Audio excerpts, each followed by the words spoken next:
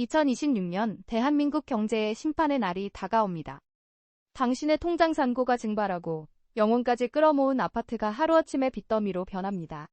제2의 IMF가 아닙니다. 그보다 더 잔혹한 쓰나미입니다. 하지만 여기 99%는 모르는 충격적인 진실이 있습니다. 모두가 비명 지르는 이 순간이 누군가에게는 계층 사다리를 역전시킬 단군 일의 최대의 기회라는 사실입니다. 명심하세요. 경제 위기는 부를 파괴하지 않습니다. 단지 주인을 바꿀 뿐이죠. 뺏기는 자가 되겠습니까? 아니면 새로운 주인이 되겠습니까? 지금부터 당신의 운명을 가를 9가지 거대한 착각을 공개합니다. 첫 번째 거대한 착각, 바로 경제는 여전히 튼튼하다는 거짓말입니다. 지금 TV를 켜보세요. 신문을 펼쳐보세요. 전문가라는 사람들이 나와서 뭐라고 합니까? 일시적인 조정이다. 한국 경제의 펀더멘털은 견고하다. 수출이 회복되고 있다며 안심시킵니다. 익숙하지 않으십니까?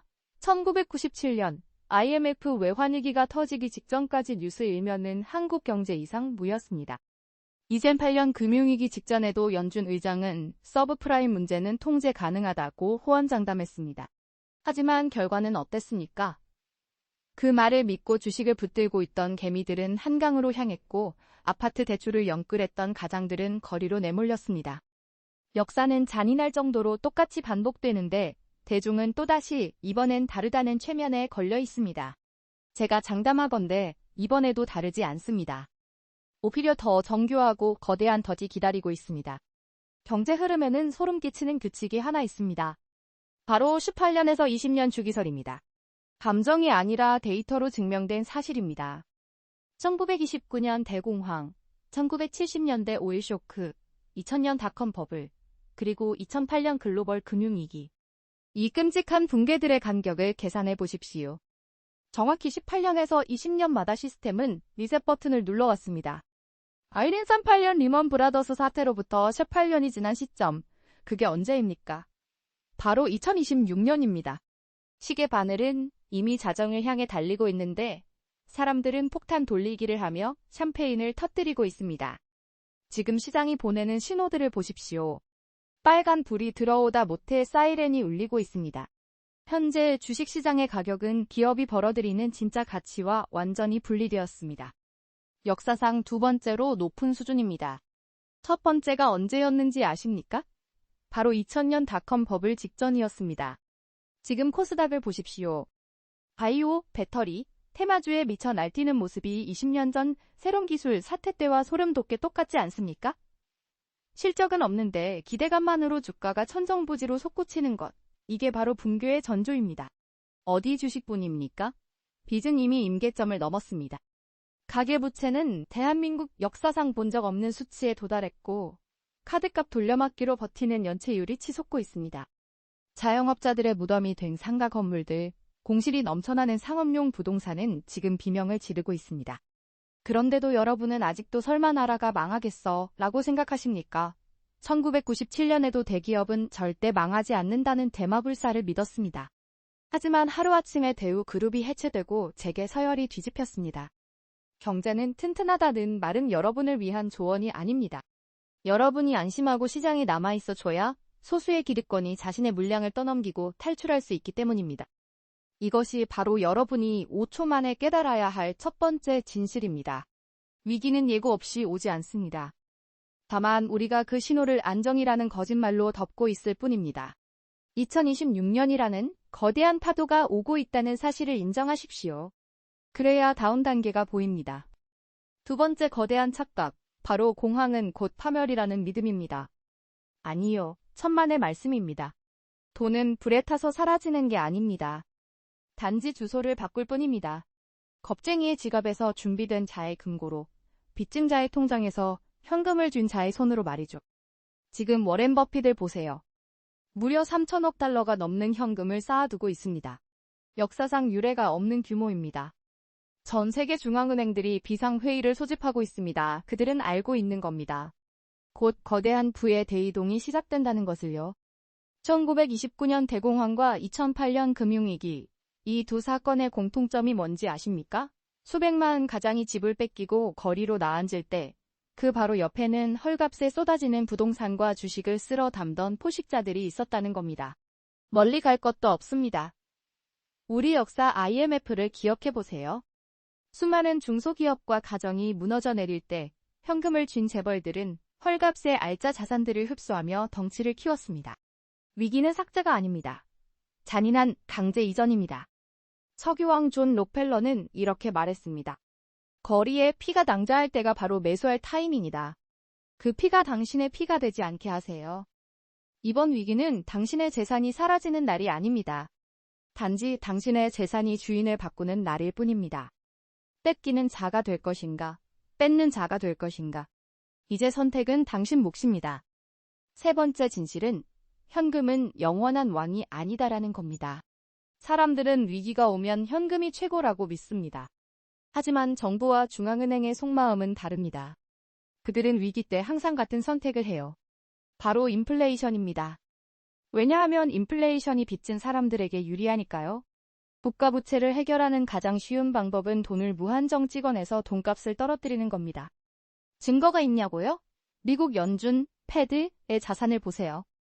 2008년 이전 1조 달러에서 지금은 8조 달러를 넘겼습니다. 시장의 돈이 8배나 풀렸다는 뜻입니다. 여러분이 즐겨 먹던 짜장면 가격, 예전과 비교해보세요. 강남 아파트 값이 미친 듯이 오른 게 아닙니다. 단지 원화의 가치가 바닥으로 추락했을 뿐입니다. 문제는 이 과정에서 현금, 은행 예금, 그리고 여러분의 노후를 책임질 연금이 아이스크림처럼 녹아내린다는 겁니다.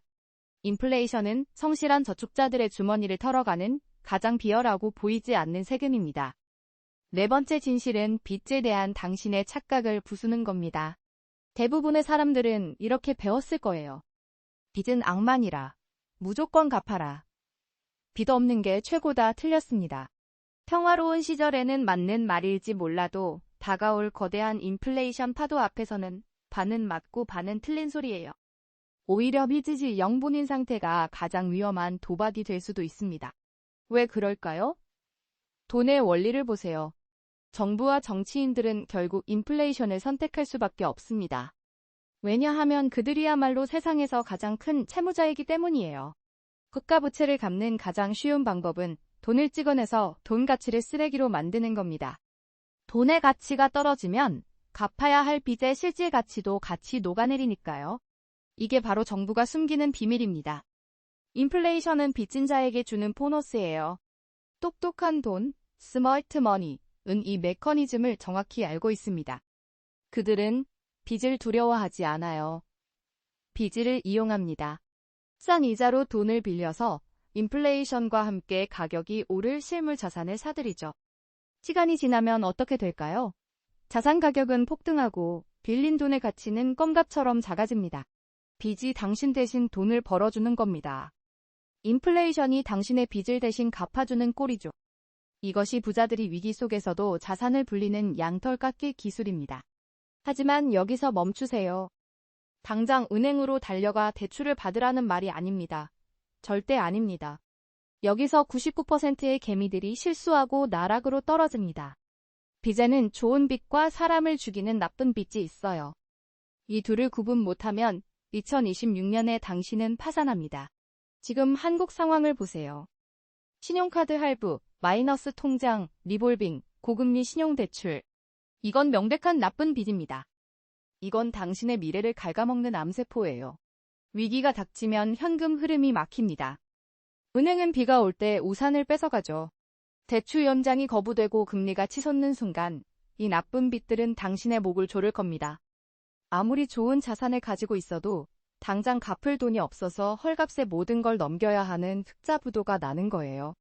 1997년 IMF 때 수많은 알짜 기업과 가장들이 그렇게 무너졌습니다. 특히 조심해야 할 건 순서입니다. 인플레이션이 오기 전에 자산 가격이 일시적으로 폭락하는 디플레이션 충격이 먼저 올 가능성이 매우 높습니다.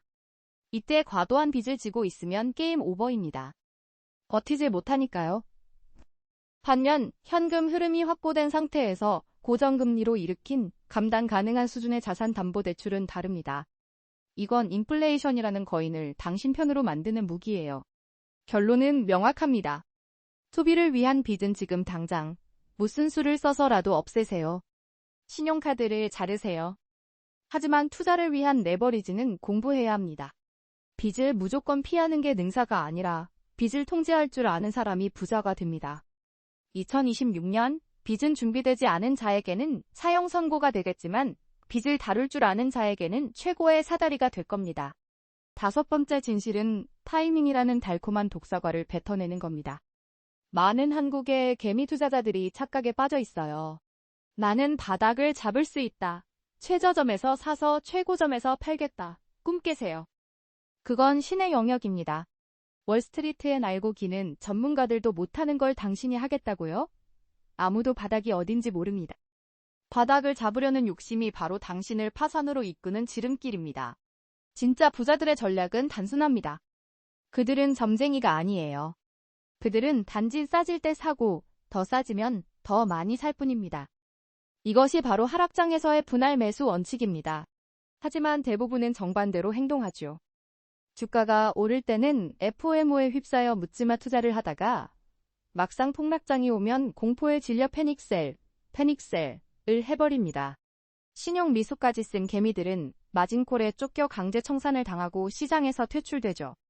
감정을 끄고 차가운 수학만 보세요. 계산은 거짓말을 하지 않습니다. 자산 가격이 50% 폭락했을 때 매수하면 가격이 원래대로만 돌아와도 당신의 수익률은 100%가 됩니다. 만약 시장이 완전히 망가져서 70% 세일할 때 샀다면요? 회복기 수익률은 무려 300%가 됩니다. 이것이 위기 투자의 마법입니다. 과거를 기억하세요. 닷컴 버블이 터졌을 때 아마존은 고점 대비 94%나 폭락했습니다. 휴지 조각이나 다름없었죠. 넷플릭스 주가는 한때 한 달 구독료 수준으로 떨어졌습니다. 그때 시장의 대다수는 이제 끝났다며 도망쳤지만 묵묵히 분할 매수로 대응한 소수는 지금 상상할 수 없는 부를 거머쥐었습니다. 그러니 제발 차트 앞에서 밤새우며 바닥을 맞추려 하지 마세요. 가격이 당신이 설정한 저렴한 구간에 들어오면 기계처럼 감정 없이 매수 버튼을 누르는 겁니다. 공포가 극에 달해 남들이 다 던질 때 받아내는 그 차가운 규율만이 계층 사다리를 뛰어넘게 해줄 유일한 열쇠입니다. 6번째 진실은 모든 자산이 추락하지는 않는다는 겁니다. 많은 사람들이 공포에 질려 주식도 팔고 부동산도 던집니다. 하지만 진짜 부자들은 폭락장에서도 절대 무너지지 않는 방공호를 알고 있습니다. 핵심은 이겁니다. 위기는 모든 기업을 죽이지 않아요. 빚더미에 앉은 좀비 기업만 죽입니다. 살아남는 기업들이 있습니다. 사람들이 아무리 가난해져도 반드시 사야 하는 물건을 파는 회사들입니다. 치약, 비누, 식료품 같은 필수 소비재 기업들, 그리고 빚이 거의 없고 현금을 산처럼 쌓아둔 기업들입니다. 금리가 아무리 올라도 이들은 망하지 않아요. 오히려 경쟁자들이 파산할 때 시장을 독점하며 더 강해집니다. 그리고 잊지 마세요. 금과 은은 투자가 아닙니다. 이것은 보험입니다. 정부가 빚을 갚으려고 돈을 미친 듯이 찍어내면 원화의 가치는 쓰레기가 됩니다. 우리가 1997년에 뼈저리게 겪었듯 위기 때는 종이돈이 녹아내립니다. 바로 그때 당신의 구매력을 지켜주는 유일한 방패가 금과 은입니다. 수익을 내기 위해서가 아니라 당신의 돈이 휴지 조각이 되지 않게 막기 위해 보유하는 겁니다. 우리 어머니 세대가 왜 장롱 깊숙이 금반지를 모았는지 이제야 이해가 되십니까? 그건 본능적인 생존 전략이었습니다. 더 나아가 한국처럼 자원이 없는 나라에서 진짜 위기가 닥치면 무엇이 왕이 될까요? 바로 에너지와 식량입니다. 배터리나 태양광처럼 에너지를 스스로 만들 수 있는 수단, 그리고 내 가족을 먹일 수 있는 식량 자급 능력은 단순한 투자가 아닙니다. 생존의 문제입니다. 위기 때는 아이폰보다 쌀한 포대가 명품 가방보다 전기를 만드는 패널이 더 비싼 값을 부릅니다. 남들이 패닉에 빠져 다 팔아치울 때 당신은 이 안전한 자산들로 폭풍이 지나가기를 기다려야 합니다. 기억하세요. 모두가 죽는 게 아닙니다. 준비된 자산만 살아남습니다. 7번째 진실은 한국 안에서만 잘하면 된다는 것이 가장 위험한 도박이라는 겁니다. 많은 사람들이 착각합니다. 내 직장이 튼튼하고 서울에 아파트 한 채 있으면 안전하다고 믿죠. 하지만 이것은 가라앉는 배의 1등석에 앉아 있는 것과 같습니다. 기억하세요. 경제 위기는 전 세계를 똑같이 때리지 않습니다.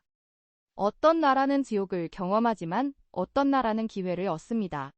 1997년 IMF 사태를 떠올려 보십시오. 태국과 한국은 통화 가치가 붕괴되고 기업들이 줄도산하며 처참하게 무너졌습니다. 하지만 그 시기 세계의 다른 쪽은 멀쩡했습니다. 2010년 유럽 재정 위기 때도 마찬가지였습니다. 그리스 국민들이 거리로 나앉을 때 독일 경제는 오히려 더 강력해졌습니다. 핵심은 이겁니다. 당신이 약한 경제 기반을 가진 나라에 살고 있다면 반드시 강한 통화로 자산을 가지고 있어야 합니다. 원화 가치가 폭락할 때 달러를 쥐고 있는 사람은 가만히 앉아서 부자가 됩니다. 남들의 자산이 환율 쇼크로 반토막 날 때 당신의 구매력은 2배가 되기 때문입니다. 이것이 바로 단순한 환테크를 넘어선 생존 전략입니다. 애국심으로 통장에 원화만 쌓아두지 마세요. 위기가 닥치면 국가는 당신의 화폐 가치를 지켜주지 못합니다. 당신의 자산을 달러나 전 세계 어디서나 통하는 자산으로 분산시키는 것, 그것이 진짜 국제적인 부자가 되는 길입니다. 8번째 진실은 대중은 항상 옳다라는 착각을 버리는 것입니다. 한국 사회에서 눈치를 보지 않고 사는 건 거의 불가능에 가깝죠. 남들이 사면 나도 사야 하고 남들이 팔면 나도 팔아야 안심이 됩니다. 하지만 투자의 세계에서 이 본능은 당신을 가난하게 만드는 지름길입니다.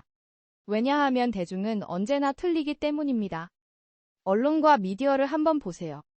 주식이나 부동산 시장이 꼭대기에 있을 때 뉴스는 영원한 번영을 노래합니다. 주위 모든 사람이 돈을 벌었다고 자랑하죠. 이때 당신은 견딜 수 없는 압박감을 느낍니다.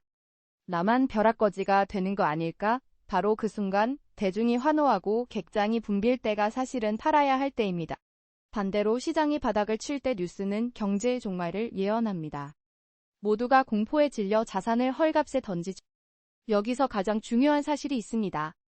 감정을 통제하는 것, 이게 차트를 분석하는 것보다 훨씬 더 어렵습니다.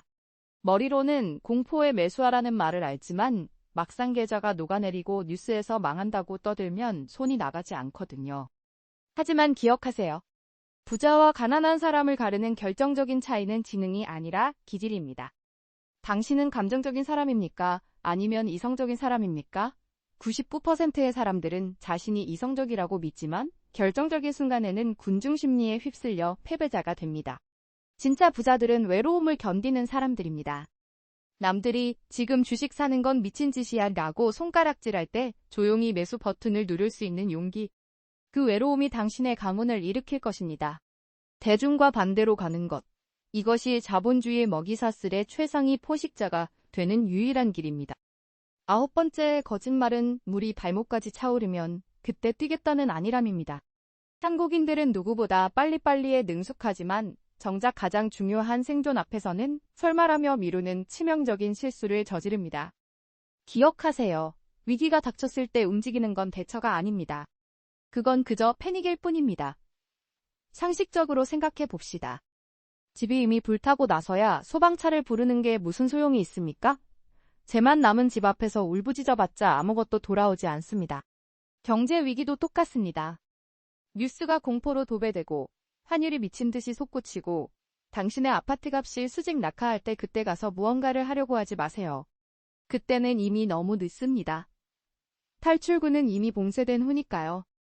지금 부채가 역대 최고치이고 모든 자산 가격이 비정상적으로 높은 바로 지금이 유일한 기회입니다.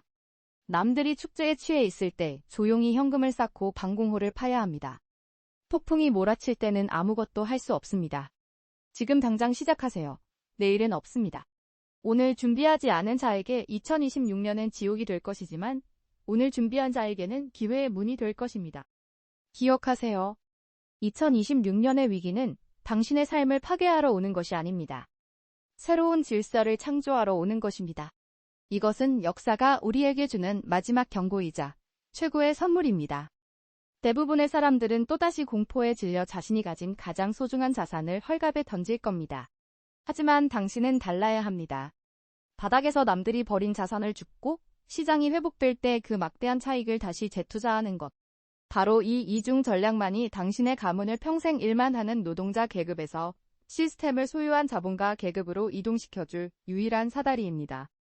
이제 질문은 우리가 살아남을 수 있을까?가 아닙니다. 질문은 당신은 부자가 될 준비가 되었는가?입니다. 지금 당장 결정하세요. 더 이상 뉴스에 휘둘리지 말고 현금을 쌓고 부채를 통제하고 차갑게 기다리세요. 대중이 공포에 떨 때 웃으며 나설 수 있는 용기. 그것이 2026년의 승자가 될 당신의 자격증입니다. 위기는 준비된 자에게만 축제입니다. 지금 시작하십시오.